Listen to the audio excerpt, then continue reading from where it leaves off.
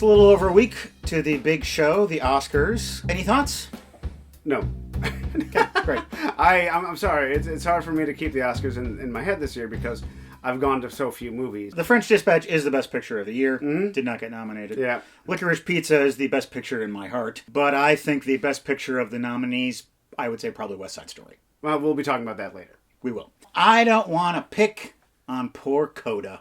But Coda, what are you doing here? Coda's a very nice movie. Mm-hmm. And Coda does a really good job of illustrating in very clear and very human ways these moments of what it's like to be a deaf person in a hearing world and what it's like to be a part of a deaf family. Mm-hmm. That's what it does well. Unfortunately, it is just cliche on top of cliche on top of cliche, and it is purely the small town girl with a dream playbook. Mm-hmm. Well, I haven't seen it yet, so Matt's opinion stands. I was also really glad to see Jessica Chastain get a nomination for The Eyes of Tammy Faye. Yeah. So I thought that performance was really outstanding. She just really found ways to humanize this person who's just this cultural clown and has been our entire lives. I actually think Andrew Garfield should have gotten a nomination for his role in that above Tick, Tick, Boom, because he really transformed into the smiling sleazebag that is Jim Baker. He is in that rarefied realm of the English person that we don't know is English anymore. Yeah. Okay, have we ever heard him do an English accent? I've got a bunch of movies that I've never seen before. You don't know what they are. Every episode I'm going to spring one on you. It might be good, it might be bad. We'll watch it and talk about it. Welcome to the basement. Happy birthday to me, happy birthday to me. Hey, it's my birthday coming up really soon, and I've given Craig the task of giving me a movie to celebrate the day of my birth. And I told him to pick it out of this book, Into the Dark, The Hidden World of Film Noir, 1941 to 1950. Let's see what he picked. Before I get started, could you explain to me your original concept for Welcome to the Basement? I was going to invite a different friend every episode to come down and choose a DVD from my DVD collection, and we would watch that. That sounds like a great show. If you'll excuse me. I'm just going to step over here. I'm about to see a movie I've already seen, you guys. Hey, check it out. White Heat! Oh, yeah. Hey, 1 second. I got to do something else here. I don't get... Oh, okay. There we go. How do I not choose that? Yeah. Are you...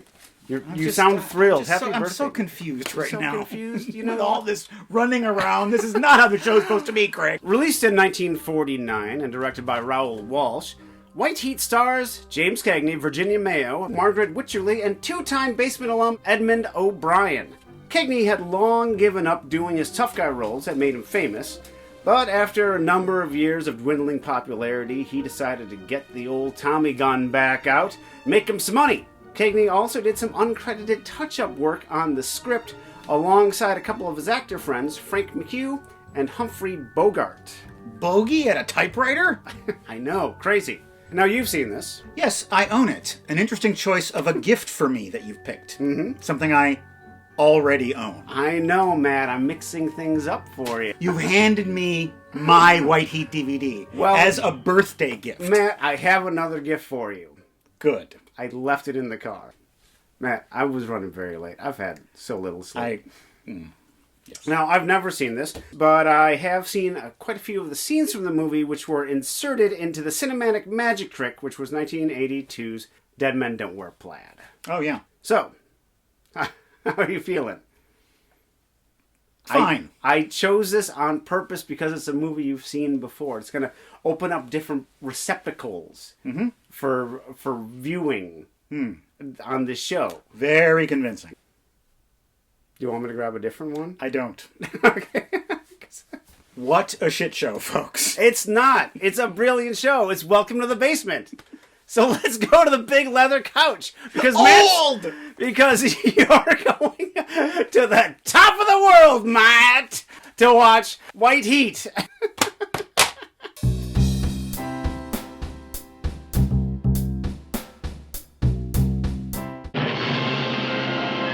In the 1970s, this film was re-released and retitled Honky Heat.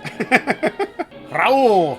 We don't have enough directors named Raoul anymore. I don't think the name Raoul made it out of the 1950s. I think after 59, there were no more Raouls. Cody Jarrett and his gang are going to rob a train. So who are the two guys that were already on the train? Man, I wish I would have seen this movie already. And I'd know the answer to these questions. And Suki ends up getting burned up all in his face with the steam. Oh, damn it, Cody, you've turned him into the Joker. Now he's going to be nothing but trouble. They go back to the hideout. Been golfing, Ed? Yeah, I shot a eagle on number 4. Ma is there. Smells good, Ma. That's your laundry. It's almost done. Cody's got a real devotion to his mother. And also his wife, Verna. You know something, Verna? If I turn my back long enough for Big Ed to put a hole in it, there'd be a hole in it. Tautologically correct.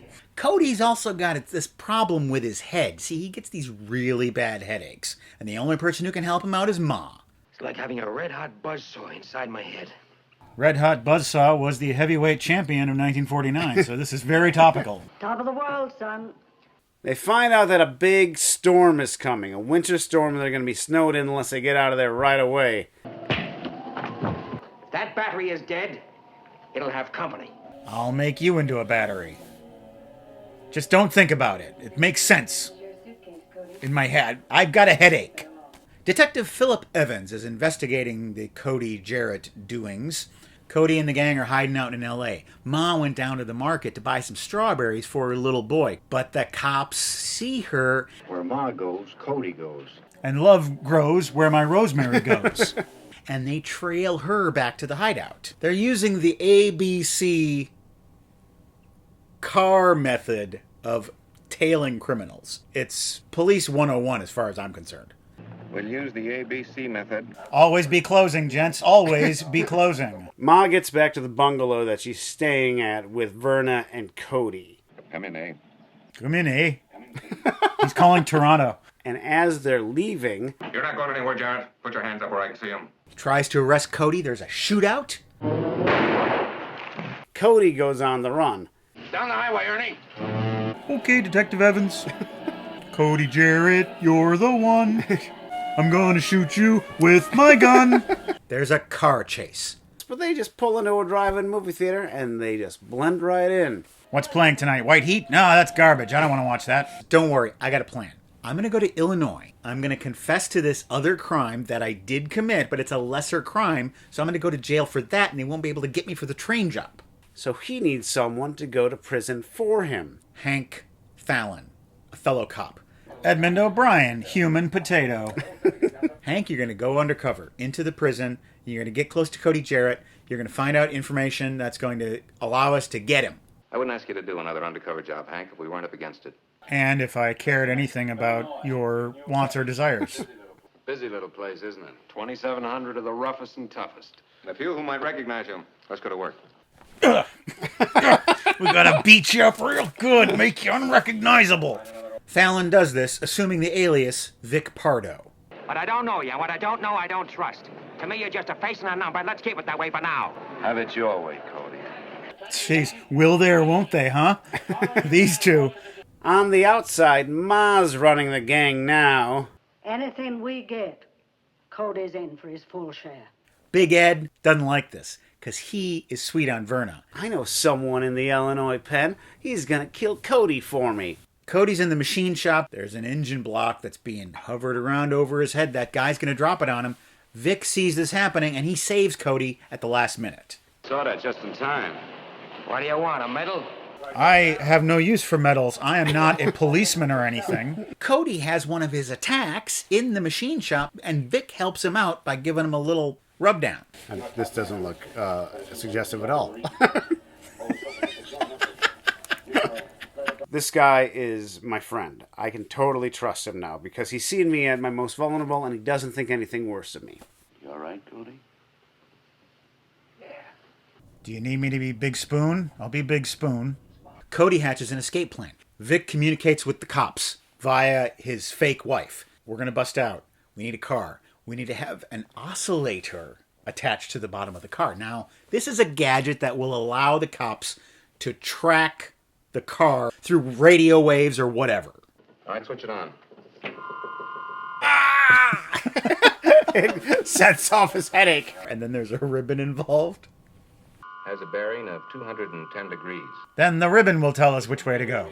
Oh, we need 2 ribbons? Ah! As long as our cars are within receiving distance, we can tell where they are. And if we lose the ribbons, we just need to send someone to do a Joanne Fabrics run and get us some new ones. An oscillator. All right, we'll meet at the airport in 40 minutes. Whatever you do, don't forget the oscillator. They're going to do it. They're going to spring themselves. Look down, don't look them in the eye. Look down, you're here until Thursday night. Tonight the world is full of light.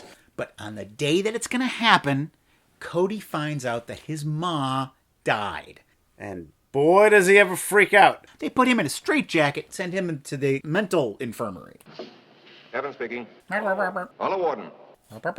That is bad news. Not altogether a surprise. Thanks for your cooperation anyway, Warden. By the way, tomorrow there'll be a pardon coming through for one of your inmates. Oh. Rush it through, will you? Well, thanks. Take the oscillator off the car, Ernie. I'll get the plane tickets for 10 o'clock tonight. Is the oscillator a MacGuffin? No! God damn it! Okay, a MacGuffin. Lord of the Rings. The ring is the MacGuffin. If it was a chicken that gave Sauron power, it'd be Lord of the Chicken. It would have the same abilities. Cody gets the drop on the guards. Everybody gets out, including that guy who tried to kill Cody in the machine shop. They bring him with. He gets stuck in the trunk. Cody deals with him. Verna does not like this news because she knows that Cody is going to come to kill her and Big Ed. But you better not run off, my lady. And what does she do? She gets her puffiest jacket and she runs off. Got this off the whole Russian army. I said I'd be back. She tells him that Big Ed shot Ma. Shot her right in the back. So Cody goes into the house. He shoots Big Ed right in the back. Nobody leaves here unless I say so. Now you... What's the matter, baby? Read your comic books. Good girl. What's the matter, baby? Cody and the gang are planning their next job. We're going to steal the payroll from this chemical plant. We'll walk away with 400 large. Vic takes Verna's radio and he turns it into an oscillator. Now, oscillations will let the cops know where they're going. Oscillator! It's the day of the big crime. Mirror. Why a mirror? Mirror? Yes. They stop at a gas station. Because the radiator's out of water. Vic goes into the bathroom. He writes on the mirror, "For a good time, call Vic Pardo. I will give you all of it." Get your oscillators out, police, because Fallon's on the go. The oscillator works great. They're tracked all throughout Los Angeles. Source of signal, Main and Atlantic in Alhambra. Wait a minute. The oscillator's coming from inside the station. This movie was kind of a trailblazer because it's the first fully oscillated film to come out of Hollywood. The boys get into the chemical plant. They start to break into that safe. "We're here. Give yourself up." There's a siege. Gas grenades are thrown inside. Hank escapes in the confusion. He gets back to the cops. They think they've got Cody Jarrett. They haven't got Cody Jarrett. Because I legally changed my name. To Jody Carrot. And they make it to the very top of this big chemical ball. And he is losing it, man. He is going Looney Tunes, Fruity Pebbles, all of the cereals you can think of that have funny names. There's a little bit of white heat, you might say, that's building up inside of his brain head. You know what? If anyone's going to kill Cody Jarrett, it's going to be Cody Jarrett. And I'm going out large. With a big bang. And so he says his signature line, Rated bar! Top of the world! figuratively speaking! That is it for the story of Cody Jarrett and White Heat. God!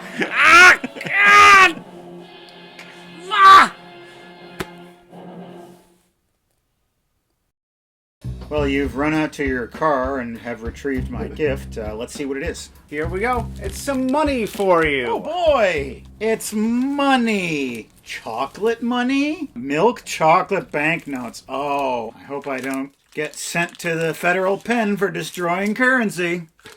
A benefit of watching a movie multiple times is that revelations come that you don't realize on your first viewing. So having seen this movie at least once already, what did you pick up? Nothing at all. I had forgotten most of the plot. I knew a few key elements. I knew how it ended, obviously. I know that Mom dies. And every time I watch this movie, I feel as though it doesn't give me everything that I want from everything that I know about it.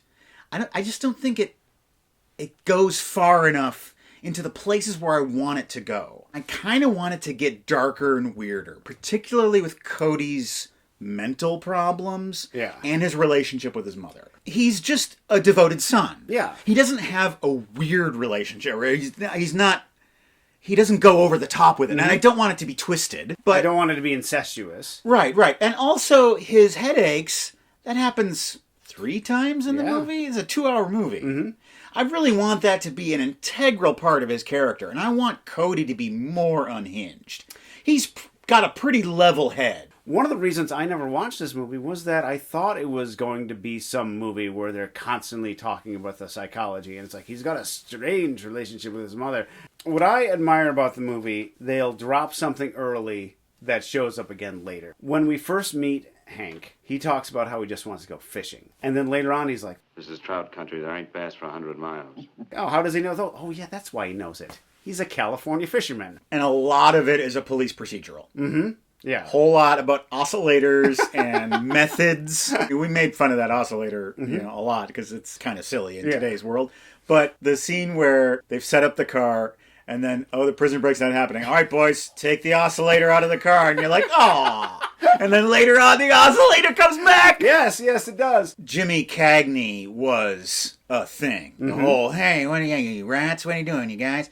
And it seemed like he was pulling back from that and resisting that. Well, he resisted it for 7 years. Ever since he got the Oscar for Yankee Doodle Dandy, he didn't want to do crime movies anymore. Right. He came into this with more maturity and more focus, I think, because, if I have to go back to this, I want to do it right. What's really unique about watching Cagney is because he always has that dancer's grace. Yeah. And you see it all over this movie. The story of Welcome to the Basement is a story of my enjoyment of Edmund O'Brien. I couldn't stand him in The Bigamist.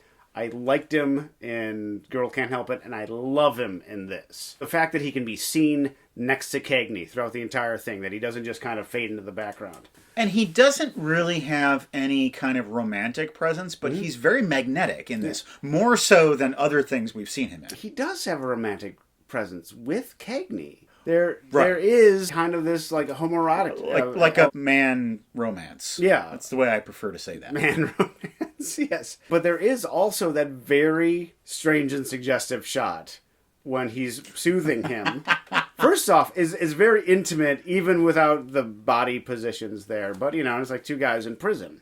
I think that's kind of a modern take on that visual. It is a modern take on it. What is it that makes this a film noir? And what makes it different than other film noirs? Fairly big budget. Which makes it different? Yeah, definitely. Yeah. Not a lot of shadows. It's a very bright movie. But just the brutality of it. Cody is murdering a man while he's eating a chicken leg. And there's something very animalistic about that. He shoots a guy in the back and then kicks him down a flight of stairs after he's dead. One thing that's always fun to watch in movies of this era is the gunshot death. Oh! And then they fall slowly. It's as if they want to make death kind of beautiful. Yeah. And really not brutal. Like a bullet tearing through a body is the most brutal thing you can see. Whereas in this era, they're like a wilting flower. Mm-hmm. You know the one thing I don't like about this movie? What's that? The final line. He finally got to the top of the world. And it blew right up in his face. They don't need to have that line. Who in the audience is stupid enough to think, wow, I guess he made it to the top of the world? I think it's put there to sort of deflate Cody's blaze of glory. Yeah. To make it not seem like it's glorious. Mm-hmm. To just, you got to cut back to these cops going, Cody. Dumbass. Yeah. You think you did something spectacular, but you're just dead. White heat has put us right at the top of the world. And now it's time to descend to the depths of something we call Seen It. Seen it, Ma! Langley M. Neely. I have been genuinely surprised by the reviews that Steven Spielberg's remake of West Side Story is getting. I actually heard someone whose opinion I respect say it was better than the classic film. This is anathema to me. Seen it. Seen it. We have 2 West Side Stories. The old one and the new one. And what one doesn't have, the other one has, and vice versa. Yeah, but that doesn't mean the new one is without its flaws. Oh, no. I feel like the new one is long on spectacle and short on joy. Not that it's joyless, but it doesn't have a lot of the joy of youth and young love that the original has. The youth isn't there. You don't feel it between Tony and Maria. There are moments. Spielberg's West Side Story has a big Tony problem. Tony has better chemistry with Rita Moreno. The scenes that he has with her are dynamic and beautiful. Why isn't this the love story? This should be Harold and Maude. But his scenes with Maria, they seem to be acting past each other. He's too cool and he's too James Deany. Richard Beymer wasn't perfect, but he really had that kind of wide-eyed, like when he's talking about something's coming, I don't know what it is. You really get the feeling he's excited about it. There's an excitement, and there's an excitement in all of the songs in the original movie. They scrapped the original book, and Tony Kushner wrote a whole new script, so you get more backstory about everyone, including Chino. And backstory about the neighborhood, and what's happening with the neighborhood, and just bringing in the ideas of gentrification in a way that's really profound and not preachy. Robert Wolfeagle. I found Encanto a very heartfelt tale about family dynamics and the way a major trauma can create a need for generational healing. Seen it? I haven't seen it yet. About 15 minutes into it, you realize what's wrong with the story. Oh, I'm Bruno. I can see the future. I can see the ending of the movie and every step she has to take along the way. Bruno can see the future. But we don't talk about that. I know enough to get that joke. Thank you. Despite the fact that I found it completely predictable, I think it's Disney's best thematic movie since Frozen. I have a couple of screeners here that I got from my actors union, and one of them is Belfast. Seen it. Seen it. I don't have much to say about it. Exactly. Watch it, love it, but there's not much more to say about it than that. Yeah, well, the thing is, it seems to want to be important, but it doesn't feel important. There's whole subplots to the movie which seem to disappear forever. It seems even at times that the Troubles are forgotten, and that's what it's all about. I feel like this is the Troubles writ small. It's how this conflict affected this one block of Belfast. But that's exactly what he's going for. Yeah, Belfast is the ultimate example of a movie that should be nominated for Best Picture, but should never win. But just deserves the nomination. Yeah. We also have this movie called King Richard, starring Will Smith playing Richard Williams, father of Venus and Serena. Seen it. Seen it. Will Smith won the acting award at SAG. I think he's got a good shot of winning it at the Oscars, and I think he deserves it. The facial work and the body work that he does for that character is really astounding. Yeah. And it's surprising that I would be pulling for Will Smith, because I don't like Will Smith. I've made no secret of that on this show. But I'm going to reveal why. And it's a very petty reason, but I stand by it. It's back when the song Getting Jiggy With It was a hit. And he's got that line in the song where he talks about how he likes to hold a Cuban cigar, but he only does it because it looks cool. He doesn't actually smoke it. I always hated that. I thought, you fucking poser. You've just announced to the world what a phony you are. Yeah. And I always kind of hated him for that. Yeah. And I've never let go of it. I'm pulling for him for the Oscar because he deserves it, but I still don't like him. It just goes to show you, Matt doesn't understand. If you want some place to escape to, you can go to our website, welcometothebasementshow.com. That has all of our episodes, the entire catalog. It's all there at your fingertips. And there are also PayPal donation buttons that you can click on to make a donation to support our show at one time or rolling monthly donation.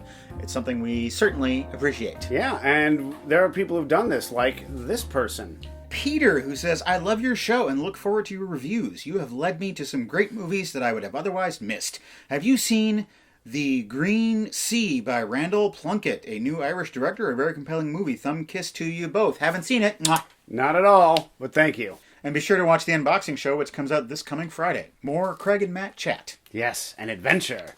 We want to thank you for watching White Heat with us, and right now you can take a look at this. Toot toot, it's me, the train, bringing the heat. Rumble, rumble, it's me, the car, bringing the white. When they get together, it's murder. Rated by Top of the